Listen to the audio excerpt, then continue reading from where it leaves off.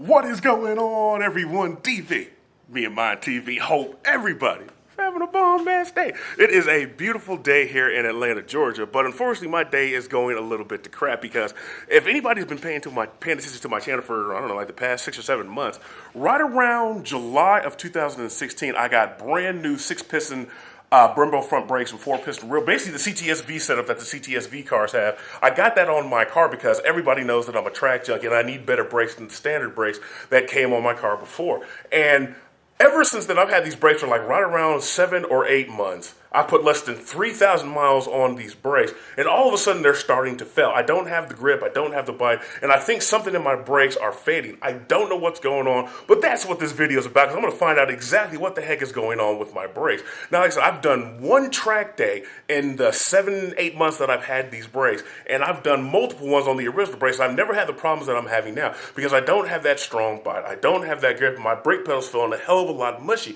So I did a quick walk around in my car, over my car, and this is what I found out on the front steer. Check this out. You see that line right there? Going all around my $250 two-piece CTSV brake.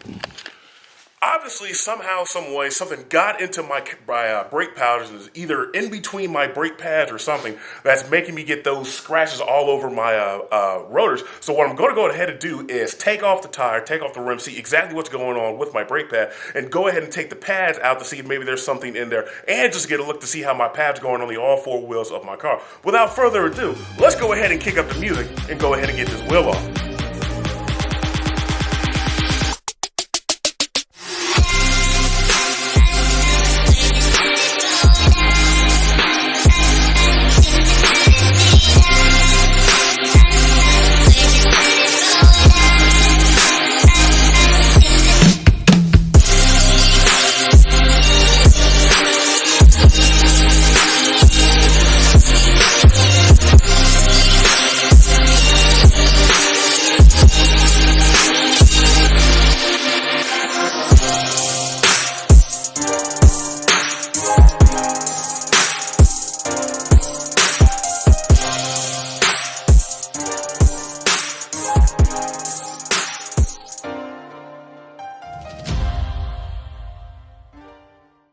Okay, everybody, we got the tire off. Check it out right now. Now we can see the brake up close and personal. Now, good thing about it is the scratches that you see right here, they're not even deep. You can really categorize these as like real surface scratches, but it's still better to go ahead and take these things off to see if there's something actually inside the brake calipers over there right there. Check it out right here. To see what's going on, to see exactly what's going on with these brakes. They're actually still in fabulous condition, is what these things look like so far, just without the scratch right here. But in a couple of seconds, we're going to figure out exactly what's going on with these brakes.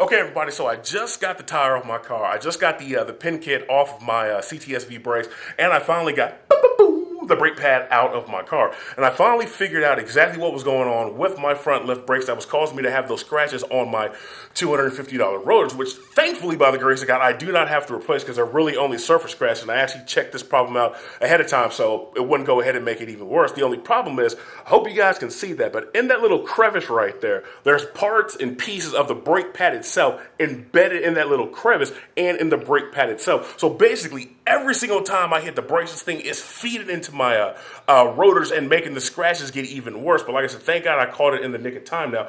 Obviously, I cannot continue to drive my car with the brake pad looking like this, because all it's going to do is go ahead and make my rotors even worse and make my braking experiences worse. So I don't know if this is the problem that actually gives me the brake fade all around my brakes, but if I'm going to have to change this one, that means I'm going to have to change all the other brake pads on all four wheels, because I'm not going to be running around with two different brake pads on my car. So what I got to figure out now is I'm going to go ahead and take the back one off, see how that one's looking, go ahead and put everything back on, and then hop on the internet to figure out exactly what kind of brake pads I want to put back on the beast.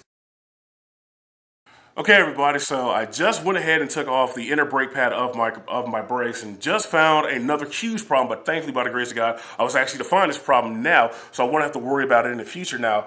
I hope you guys will be able to see this, because I got everything in the sunlight, but I really have a huge, humongous problem now. Now, this right here is the pad I showed you. This right here is the outer pad. This is the one that has the debris in the middle, which you guys can see right there.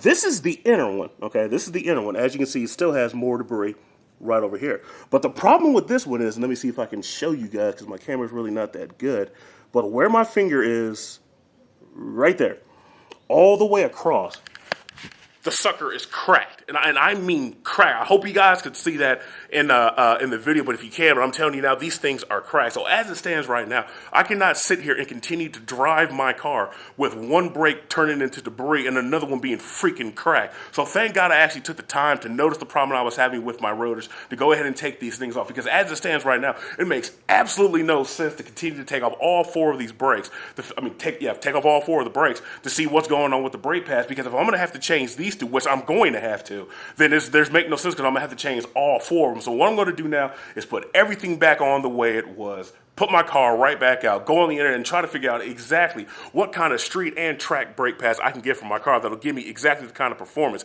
that I'm looking for.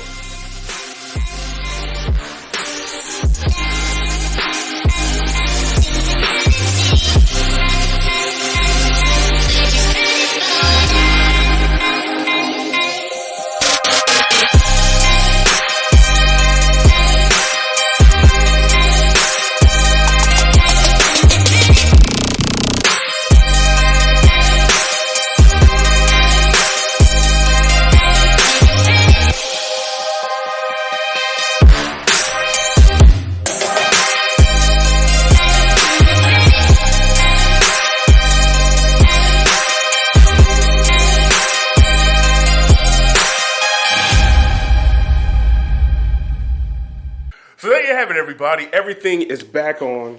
Everything's nice, tight, and secured.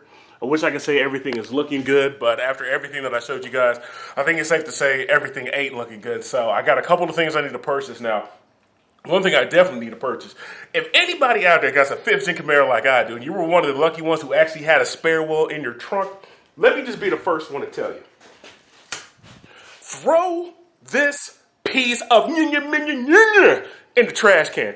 This jack is garbage. Like most jacks that come with stock, come stock with cars, that thing is freaking garbage. And since I never had a need until now to have a hydraulic jack, best be sure when I make a video of me putting all the new brake pads in my car, I'm going to have a hydraulic jack, because it took me like 15 minutes to jack the car up and to get it down, and I'm not going to be sweating out here in the hot Atlanta heat trying to jack my car up all 4 times to get all brake pads in and out of my car. But I hope you guys enjoyed this video, because I really didn't, because now I got to spend probably like $250, $300 on some real good brake pads that I can use on the street and on the track, or I might just buy street pads and put in track pads when I go to the track. But I'm definitely getting me a hydraulic jack. And for anybody out there who has a 5th gen Camaro like I do, if you've upgraded your brake pads, let me know in the comment section exactly what you guys are running, because maybe that might be able to help me out exactly what I'm trying to do for my car. Hope everybody enjoyed this video. Hope everybody's having a bomb ass day. Everybody stay tuned for the next upload.